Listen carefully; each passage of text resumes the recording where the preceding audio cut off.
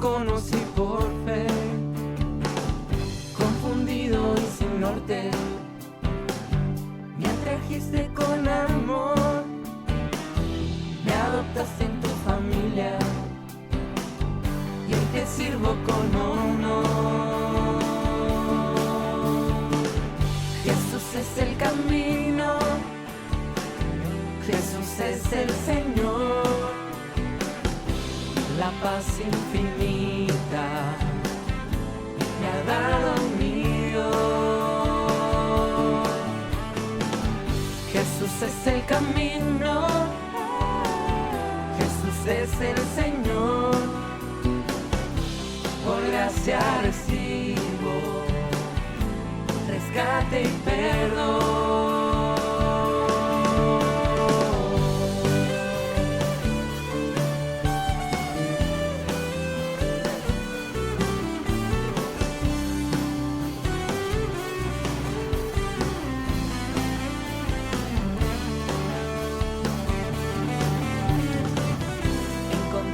La senda, el camino al hogar, mi esperanza se afirma en tu promesa, Señor.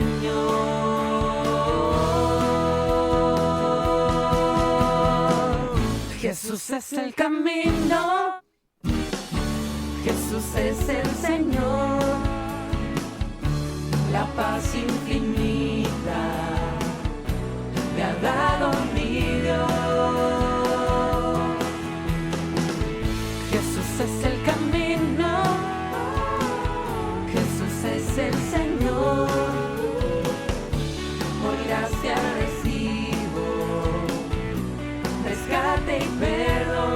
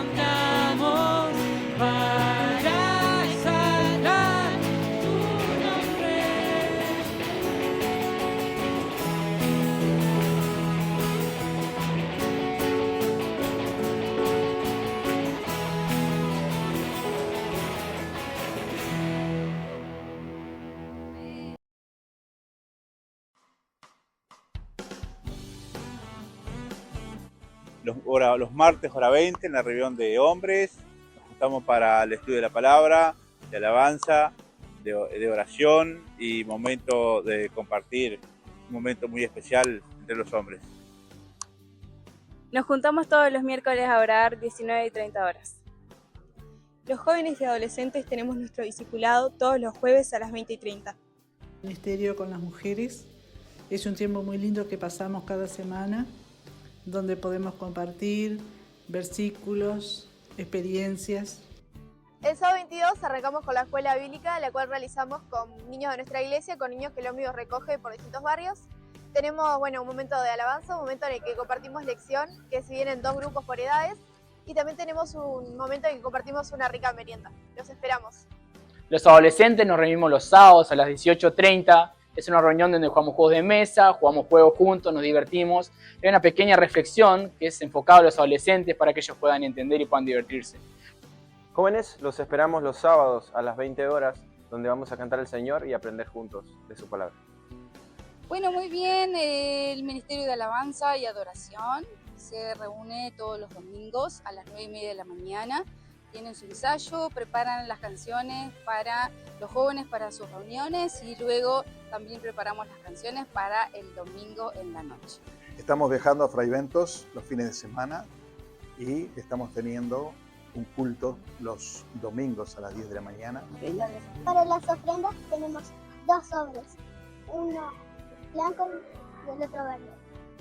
Como dijera Felipe, nosotros tenemos 2 sobres. Uno en el que presentamos nuestras ofrendas y nuestros diezmos, y el otro, que es verde, como dice Felipe, que es pro templo, que es con la finalidad de continuar pagando la cuota de nuestro terreno. Es una bendición el aporte de cada uno.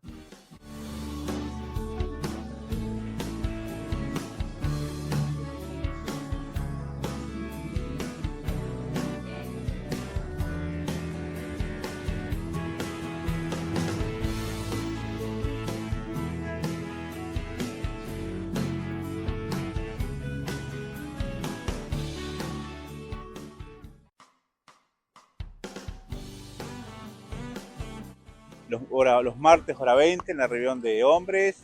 Nos juntamos para el estudio de la palabra.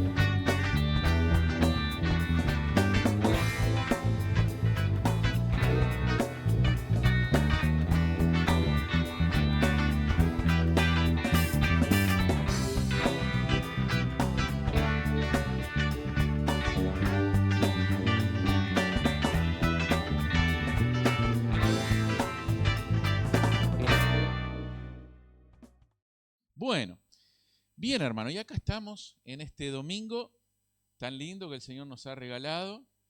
Qué lindo es recibir los mensajes por WhatsApp, ¿no? Jesús resucitó, Él ha resucitado, ¿no? Y poder, compartir, ¿verdad? Esos mensajes y vivir nuestra fe de una forma especial, ¿no? ¿Vieron esa corona que está colgada ahí? Esta corona fue hecha por algunos jóvenes, quedó muy linda y representa la corona de espinas, ¿no? Que Jesús llevó cuando fue crucificado. Nuestro lema de este mes es la corona del rey. Y estamos hablando acerca de esta corona, el significado que tiene para nosotros y el significado que la Biblia le da a esa corona, que podría ser algo casual, tal vez, como decíamos, algo que fue inventado por un soldado de los que torturaban a Jesús para burlarse y escarnecerle, pero sabemos que a Dios no se le escapa nada, ¿no? Cada acontecimiento de esta semana previa a la muerte y a la resurrección fue planificado ya por el Señor desde hace mucho tiempo atrás, ¿no? O sea, el plan de Dios es un plan completo para el ser humano. Nada de lo que pasa ocurre por casualidad, por coincidencia o por suerte, sino que está Dios detrás de cada acontecimiento. Entonces estamos hablando de esta corona. El versículo lema de este mes está en Mateo 27, capítulo 27, versículo 29. Dice allí en la versión Dios habla hoy, y le pusieron en la cabeza una corona tejida de espinas y una vara en la mano derecha. La corona simulando, ¿no?, una corona real, le colocaron esa corona de espinas, se le incrustaron en la cabeza a Jesús para que sangrara. Ya había sido golpeado, ya había sido dañado, ya había sido vituperado, le habían golpeado con látigos y le habían practicado la tortura que los romanos practicaban a aquellos que iban a ser crucificados. Muchas personas que pasaban por esa tortura, si no eran fuertes físicamente, morían. Algunos llegaban a la cruz, ¿no?, semi-muertos, digamos, ¿no? Y en el caso de Jesús vemos que Jesús padece toda esa tortura, ¿no? Y entre ese conjunto de daños aparece esto de la corona tejida de espinas, ¿no? Una vara en la mano derecha. En otras traducciones dice una caña, simulando el bastón de mando que un rey posee. Luego se arrodillaron los soldados, ¿no?, delante de él, y burlándose le decían: viva el rey de los judíos. Eso es lo que padece Jesús en su muerte. Nosotros celebramos hoy la resurrección, Él está vivo, ¿no? Y la tumba y la piedra del sepulcro representa la victoria de Jesús sobre la muerte. Pero ¿cuánto significado hay en todo esto? En primer lugar, esta corona, decíamos el domingo pasado, representa la maldición del pecado. La maldición que Dios mismo estableció para el ser humano a raíz de la desobediencia del ser humano hacia Dios. Nosotros somos como Adán y Eva. Tenemos la tendencia a darle la espalda a Dios. Ninguno de nosotros queda libre de eso, ¿verdad? Uno le llama la atención cómo Dios creó un huerto con toda la providencia que podía darle al hombre y a la mujer. Sin embargo, estableció una única regla: de todo el fruto que hay en este huerto ustedes pueden alimentarse, menos de este árbol. Y pues ahí, precisamente en eso, estuvo puesta la mirada del ser humano, en aquello que Dios había dicho no. Lo demás, todo, está a disposición de ustedes. Pero claro, estaba la intervención de Satanás ahí, ¿no?, a través de la serpiente, personificado en la figura de la serpiente. Y allí Adán y Eva entonces le dan la espalda a Dios. Es un momento de distracción tal vez, o un proceso que comienza con una distracción, que culmina en una decisión que lleva a darle la espalda a Dios. Nosotros muchas veces actuamos así también. No estamos tan lejanos a Adán y a Eva hoy en el tiempo que nos toca vivir. Y ahí viene la maldición de Dios, ¿no?, sobre el ser humano. Génesis 3:18 dice: espinos y cardos te producirá. Dentro de esa maldición aparece, ¿verdad?, que el ser humano tendrá que trabajar, que ganarse el pan con su sudor, que sufrirá enfermedades. Y aparece esta figura de los espinos y los cardos, y comerás plantas del campo. Lo que me lleva a pensar que las primeras flores que había en ese huerto no tenían espinas, y que aparecen aquí producto de la desobediencia del ser humano. Y aquí está la maldición de Dios, ¿no? Y la corona representa esa maldición. Lo que nos lleva a pensar que Jesús cargó en su cabeza la maldición del pecado del ser humano. Y ahí aparece, ¿verdad?, esa obra maravillosa de Jesús de perdón, de pecados por parte de Dios hacia nuestras vidas, ¿verdad? Él cargó esa maldición. Podemos mirar a nuestro alrededor y ver tanta enfermedad, tanto sufrimiento, tanto dolor. Todos padecemos alguna enfermedad. Qué bueno es cuando somos sanados, ¿verdad? De alguna enfermedad, pero a ver, vamos a ponernos a pensar, ¿no? Tarde o temprano va a llegar otra enfermedad y otra, ¿verdad? En este momento estamos orando por nuestro hermano Rubén, que se ha tenido que internar, a las 20 horas se tiene que internar, para que mañana le hagan una revisión interna de su cirugía practicada hace un mes atrás, ¿no? Estamos orando por el hermano Rubén. Hoy estuvimos de mañana en Fraiventos, en el culto allí. El hermano Rubén también estuvo y compartimos un tiempo muy especial. Y a través de la transmisión de Facebook y de YouTube le mandamos saludos a los hermanos de Fraiventos también, ¿no? Entonces uno ve la enfermedad, ve toda esa deformación del plan de Dios y, hermano, eso es culpa del pecado. Es culpa del pecado. A veces nosotros le echamos la culpa a Dios a todo, ¿no? Dios permite la guerra. ¿Por qué Dios permite esto? ¿Por qué Dios permite nuestras enfermedades? Bueno, en realidad no es Dios permitiendo eso, ¿verdad? Ha sido el producto del pecado, las consecuencias del pecado. Ha sido las consecuencias de la desobediencia del hombre al plan original de Dios. La muerte es introducida, la muerte física es introducida por el pecado y no porque Dios lo hubiera planificado en una primera instancia, ¿no? Pero claro, vemos la obra de Cristo como el plan de rescate, ¿verdad? Que Dios usa en su infinito amor y misericordia hacia nosotros. Miramos a nuestro alrededor y vemos las cárceles repletas de personas que, bueno, han cometido seguramente muchos delitos y eso es culpa del pecado.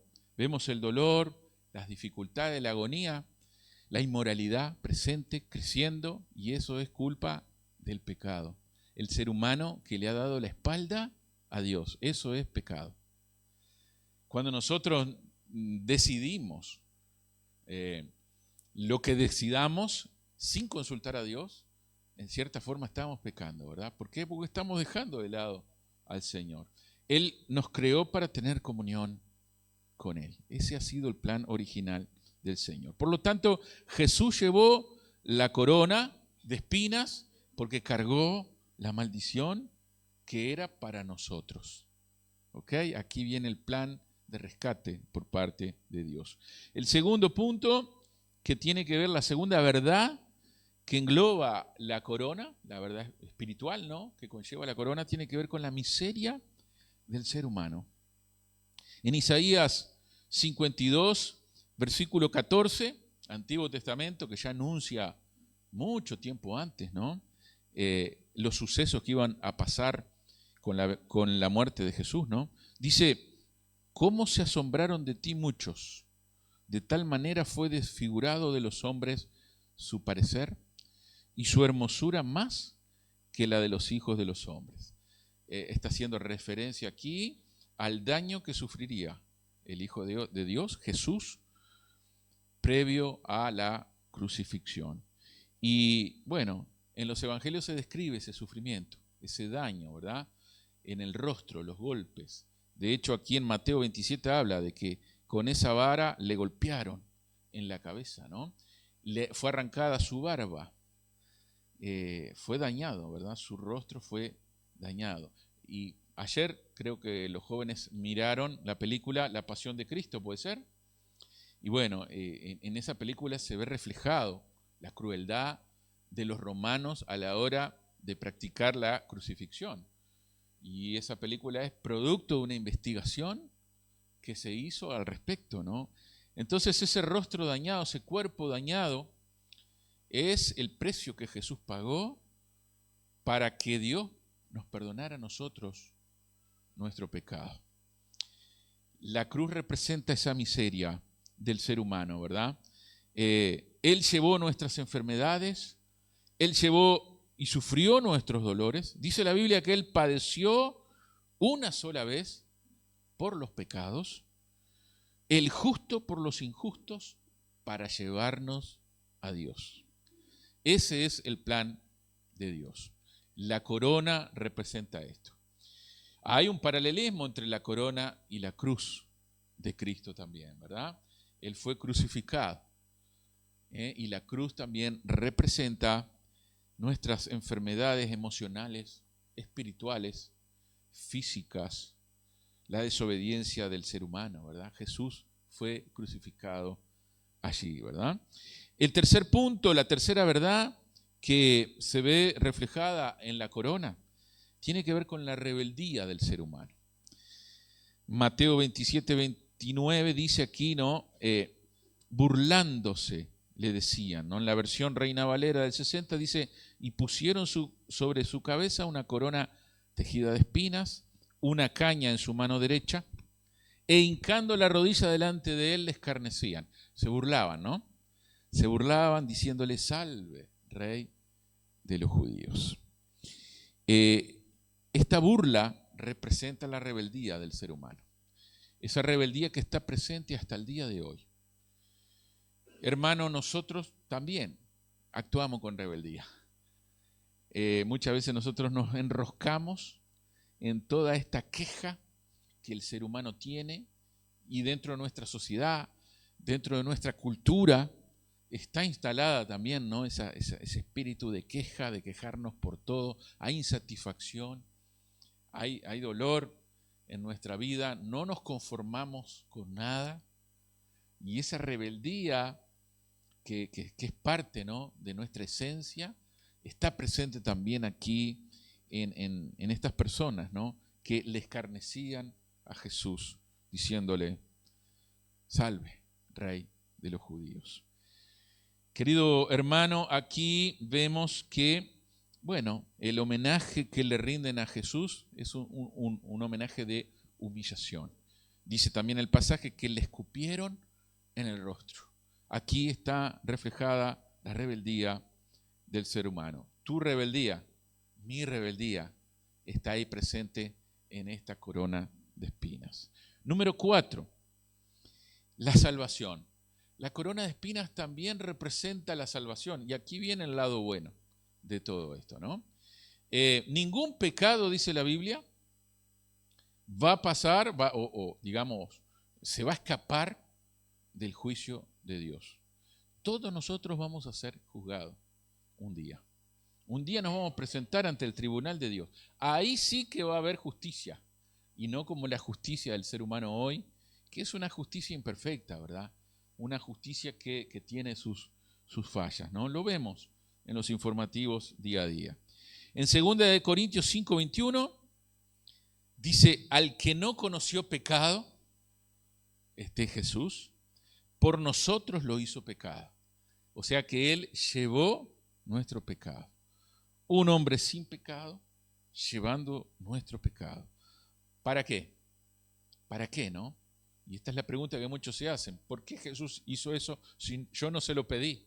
¿No? Pero después, cuando vienen los problemas, las dificultades, cuando tenemos que atravesar por el valle de muerte, de sombra y de muerte que dice la palabra del Señor, ahí como que nos acordamos de Dios y queremos llegar a Dios de alguna forma, ¿no?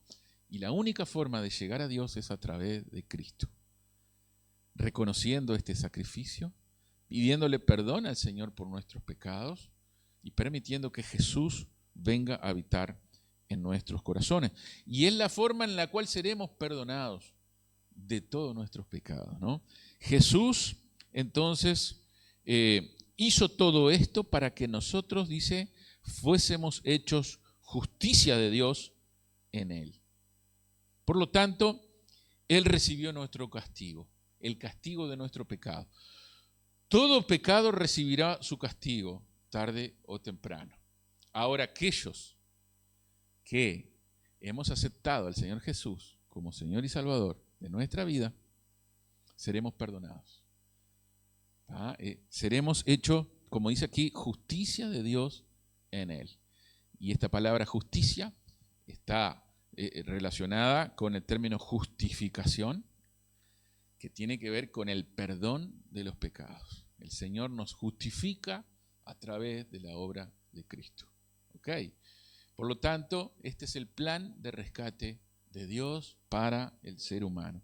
Quiere decir que nosotros a través de este sacrificio de Cristo podemos llegar y alcanzar a Dios. Y es la única forma de serlo. Hermano, el pecado será castigado. Ningún pecado va a pasar por alto para Dios. Dios todo lo sabe. Ningún pecado es inocente. Que a veces, muchas veces uno escucha esto, ¿no? Personas que dicen, y bueno, y fue una mentirita piadosa, fue un pecadito. Lo hice para hacer un bien. Y hermano, pecado es pecado por donde se lo mire.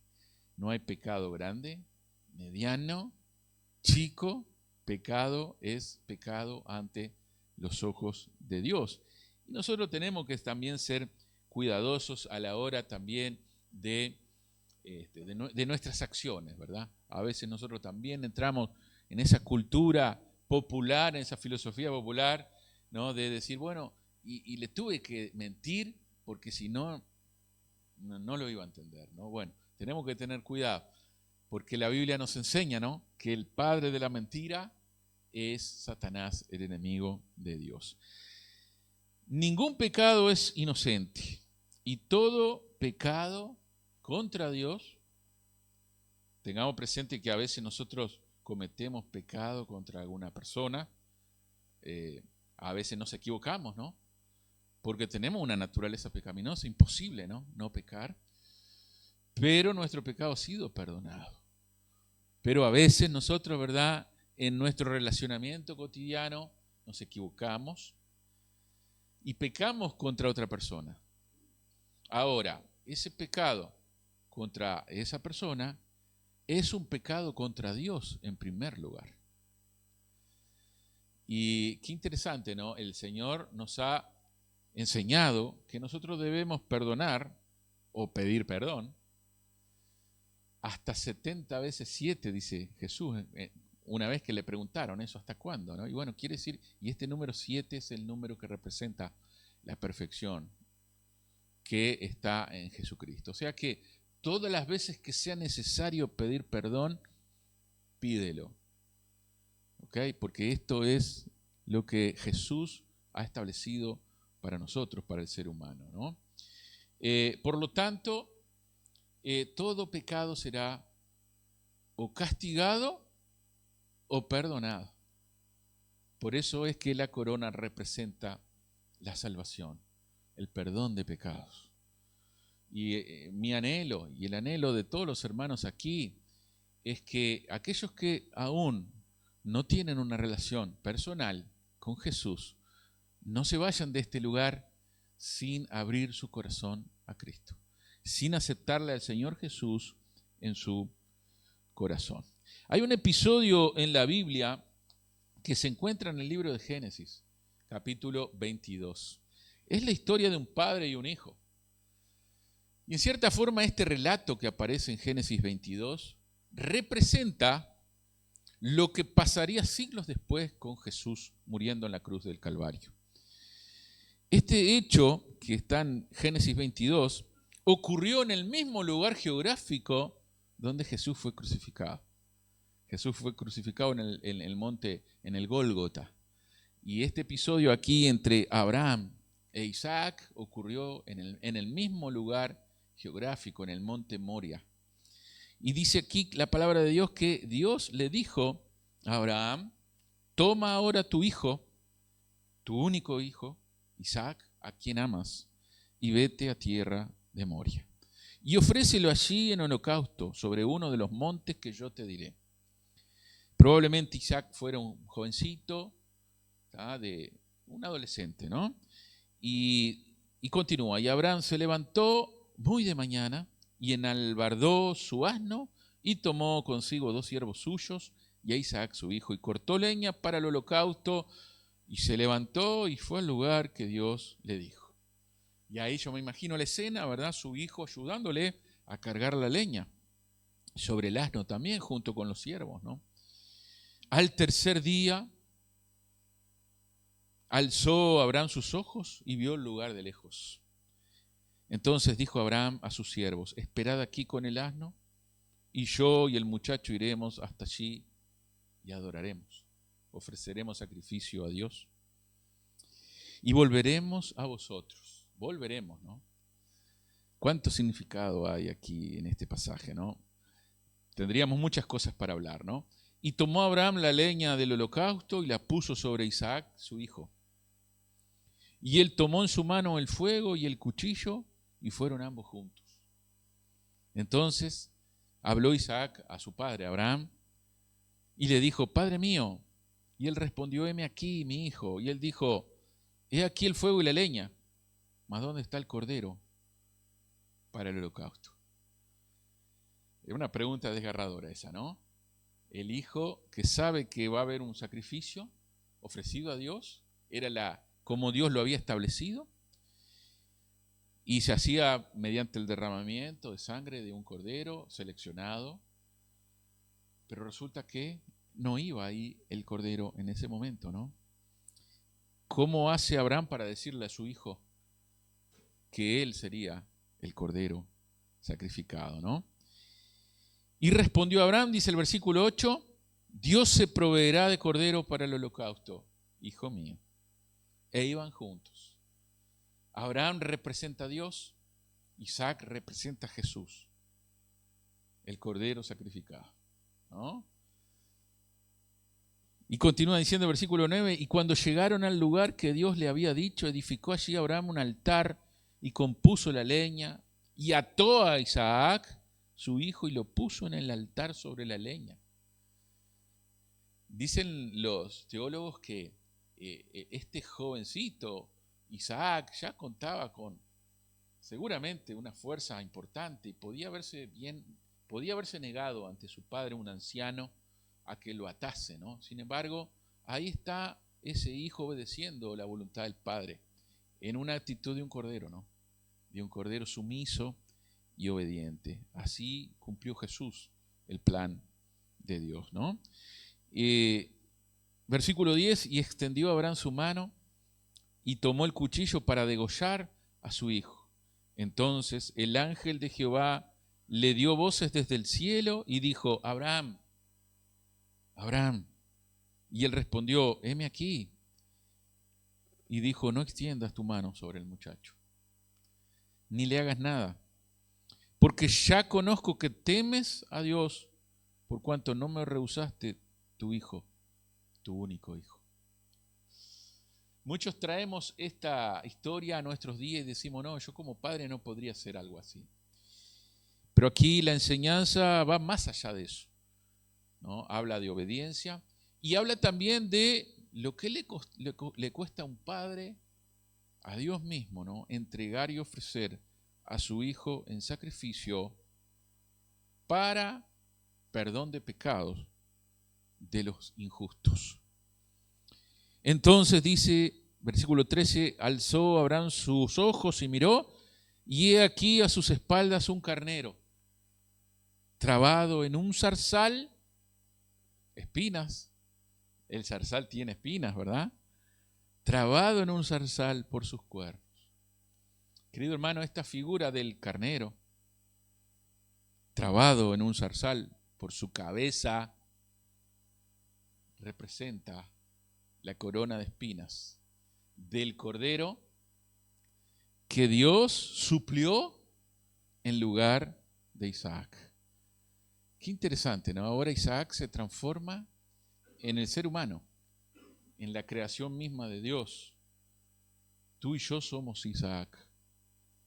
Correspondía morir por nuestro pecado, sin embargo, Dios proveyó de un cordero que se vio trabado en su cabeza por una planta de espinas, por una corona de espinas.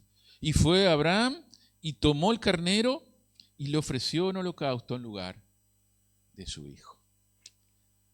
Y querido hermano, esto es lo que ha hecho Dios por ti y por mí a través de la muerte de Jesús. Tenemos que entender esto, tenemos que tener claro esto. ¿Por qué este plan de Dios? ¿Es para que podamos disfrutar de algún huevo de Pascua y decirnos felices Pascuas y queda en eso nomás?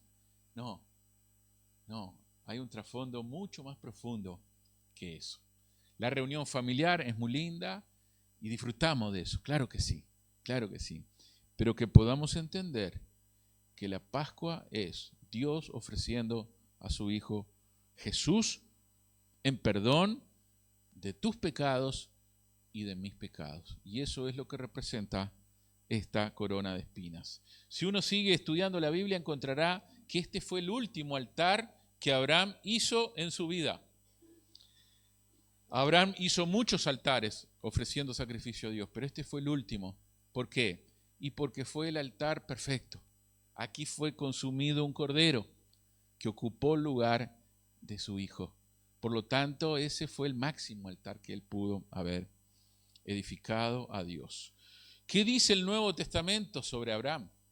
Juan 8:56 dice: Abraham, vuestro padre, se gozó, miren esto, se gozó de que había de ver mi día. Jesús está diciendo esto. Abraham entendió el mensaje de Dios, comprendió cuál era el plan redentor de Dios para el ser humano. Él lo comprendió. Jesús está diciendo eso. Abraham, vuestro padre, se gozó de que había de ver mi día. ¿Cuál era el día? Era este, el día del sacrificio de Jesús. Y lo vio y se gozó. El plan de Dios trae gozo, paz interior completa en nuestra vida. No vamos a quedar ajenos de los problemas. No, imposible eso. Siempre vamos a tener problemas. Pero qué bueno es enfrentar esos problemas con ese gozo, con esa paz interior, con esa estabilidad emocional que solamente Dios la da a través de Jesucristo, hermano. Entonces, la cruz representa todo esto: la maldición, la miseria, la rebeldía, la salvación o el castigo, pero también representa la autoridad del rey. Nos guste o no, es una corona, y una corona se la coloca a un rey. A un rey. Si uno lee en la historia las coronas de algunos reyes, encontrará que Carlomagno, que fue un emperador griego de la historia antigua, dice que tenía una corona que era octogonal. Cada lado tenía una placa de oro incrustada con rubíes, esmeraldas y diamantes. Esa era la corona de Carlomagno, Carlos el Grande. Así, ¿no? Por la extensión de su imperio, ¿no? Bien, Ricardo Corazón de León. Habrán escuchado hablar, me imagino, ¿no? Un rey británico. Dice que la corona de Ricardo Corazón de León era tan pesada que cuando la usaba necesitaba de 2 asistentes, uno de cada lado, para que sostuvieran y su cabeza pudiera estar erguida, coronita y pico. La de Ricardo Corazón de León. Y bueno, los reyes actuales usan coronas. La reina Isabel de Inglaterra, ¿no? Todos la veíamos cada tanto, ¿no? Con esa corona, y uno piensa, ¿qué valor será que tiene esa corona, ¿no? Terrenalmente hablando, seguramente sea muy costosa la corona de la reina de Inglaterra. Sin embargo, Jesús en gloria usó otra corona, pero que representa muchas cosas. Esta corona de espinas también representa la gloria de Dios, la humildad de Cristo, la paz que solamente Jesús da, la justicia que proviene únicamente de nuestro Señor. Mi padre cantaba un himno cuando yo me congregaba en la iglesia de Tacuarembó, en la iglesia Betlem de Tacuarembó. A mi padre le encantaba cantar el himno número 100 del himnario bautista. Y ese himno dice algo así en la letra, ¿no? Yo seré siempre fiel a la cruz de Jesús. Mis desprecios con él sufriré. Y después dice el himno: oh, yo quiero también esa cruz, en su gloria mis triunfos será. Y algún día en vez de una cruz, mi corona Jesús me dará, ¿no? Y hermano, nos espera a nosotros una corona en el cielo. No va a ser una corona de espinas, va a ser una corona que representa la salvación eterna con nuestro Señor. Pero hermano, necesitamos, para alcanzar esa corona, necesitamos reconocer por qué Jesús fue coronado con esta corona de espinas.